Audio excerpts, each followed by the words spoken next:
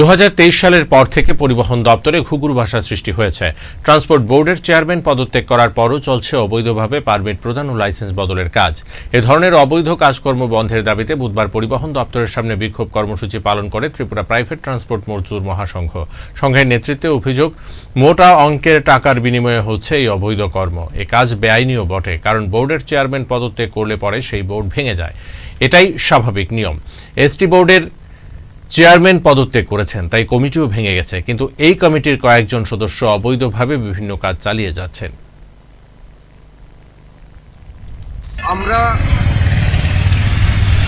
গতকালকে এখানে ST board meeting বলে আমরা শুনতে পাই। তারপর আমরা একটু অফিসে জয়েন্ট ট্রান্সপোর্ট কমিশনারের কাছে আমরা জানতে চেয়েছি যে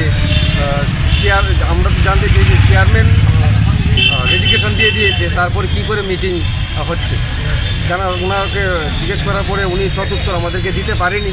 উনি বলছে যে ওনারা নাকি গভর্নমেন্টের কাছে ট্রান্সপোর্ট দপ্তরে ফাইল পাঠিয়েছিল, তো ওখান থেকে তাদেরকে বলেছে যে তারা এখানে মিটিং করার জন্য, তারা মেজরিটি নিয়ে মিটিং করার জন্য।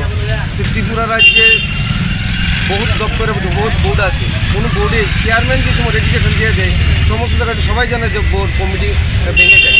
তারপরও এখানে তারা সেই মেম্বারগুলো মিলে তারা এখানে মিটিং করে পারমিট তারা প্রদান করছে। যে অবৈধভাবে যে পারমিটগুলো প্রদান করছে তার সেটিকে বাতিল করার জন্য যে সিদ্ধান্ত নিয়েছে সেগুলো বাতিল করার জন্য আমরা এখানে আসছি।